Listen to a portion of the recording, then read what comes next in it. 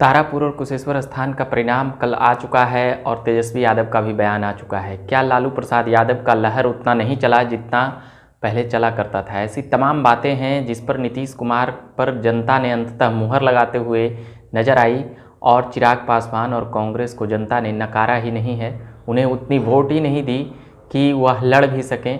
केवल तीसरे और चौथे स्थान के लिए, जैसा पहले कहा जा रहा था, कांग्रेस और लोक जनशक्ति पार्टी रामविलास ये उस स्थिति में ही रहे, तीसरे और चौथे पोजीशन पर ही।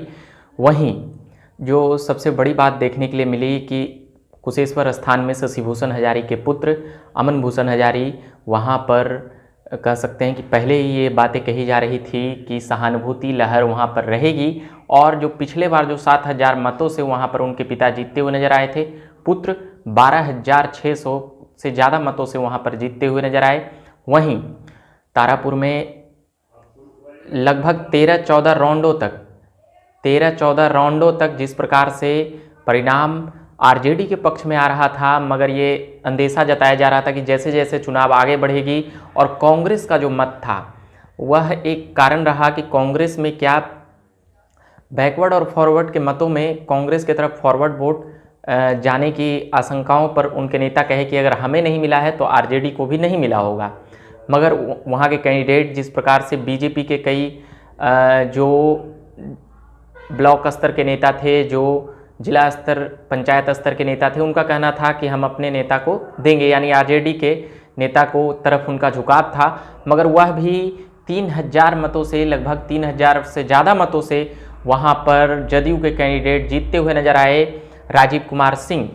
और तारापुर और कुशेश्वर स्थान, ये दोनों पर जिस प्रकार से महीने भर से जो रस्साकसी चल रही थी और तेजस्वी का और लालू प्रसाद यादव का जो कहना था कि हम बिना बगैर कांग्रेस के बगैर भी हम इतने मजबूत हैं कि चुनाव हम आसानी से जीत सकते हैं, मगर यहाँ पर साफ दिखी कि 3500 से ज़्यादा मत तारापुर में कांग्रेस के प्रत्याशी ने लाए और कुशेश्वर स्थान में भी 5,500 से ज़्यादा।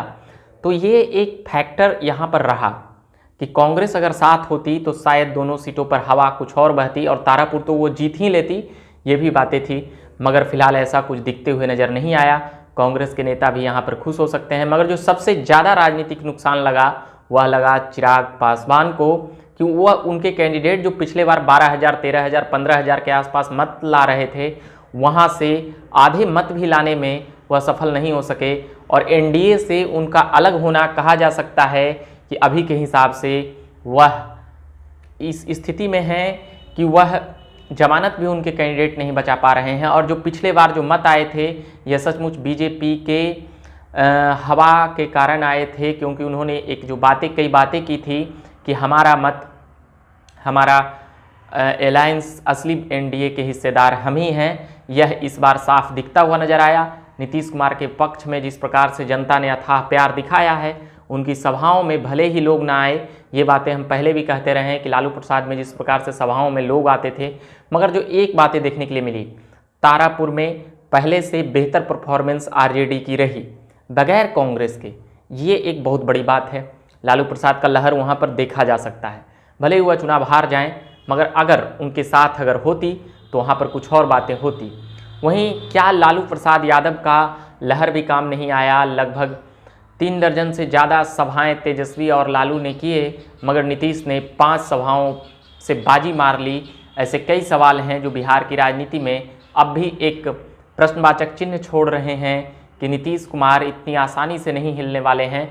भले ही तेजस्वी यह कह लें कि ये दोनों सीटें जदयू की थी तो उसकी जीत की हक बनती है, मगर फिलहाल जिस प्रकार से तेजस्वी का जो बयान आया उसके बाद ये भी बातें एक सच्चाई है कि बिहार विधानसभा में सबसे बड़ा दल, सबसे बड़ी पार्टी आरजेडी है, राष्ट्रीय जनता दल है। इससे आप नकार नहीं सकते हैं, क्योंकि उसके पास 75 सीटें हैं और जदयू के पास 43 सीटें अब बरकरार है। निर्दलीय और भी कुछ विधायकों का समर्थन प्राप्त करके वो अपनी संख्या बढ़ाने में लगातार जुटी हुई है, चाहे वो एलजेपी के एक विधायक हों या फिर निर्दलीय सुमित सिंह हो। ऐसे तो 45 कर लेते हैं और भी विधायकों की लाने की संख्याएं लगातार जारी है। ललन सिंह राष्ट्रीय अध्यक्ष थे तो उनके ऊपर यह भी दबाव था कि वह अपने लोकसभा और अपने जिला से ये सीटें, तारापुर जो फंसता हुआ नज़र आ रहा था वह भी अंत तक निकलता हुआ नजर आया। तेजस्वी ने सधी हुई बयानबाजी दी, सधी हुई बातें कही और साथ ही कहा कि हम विपक्ष में हैं, हमने तमाम मुद्दों को अपने ढंग और तरीक़ों से उठाया है। यह उनकी गंभीरता से जो बातें की है तेजस्वी, वह कहीं ना कहीं ये भी बातें कहती है कि वह आने वाले दस्तक पर एक बेहतरीन नेता के तौर पर वह वक्ता के रूप में भी बोल रहे थे।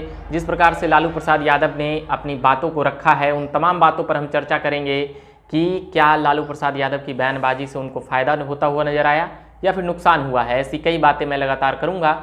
अभी के लिए मैं फिलहाल इतना ही कहूँगा कि जदयू यहाँ पर चुनाव जीत गई है और नीतीश कुमार का डंका बज चुका है। एनडीए के नेता लगातार जो बीजेपी के नेता हैं, जैसे मांझी जी हुए और सहनी हुए या फिर सुशील मोदी हुए, ये तमाम बीजेपी के नेता लालू प्रसाद यादव को साफ तौर पर निशाने पर ले रहे हैं। कांग्रेस भी लगातार निशाने पर ले रही है। मैं तमाम खबरों और मुद्दों में बना रहूँगा। अभी के लिए फिलहाल इतना ही कहूँगा। मेरा नाम हुआ रविकांत। धन्यवाद।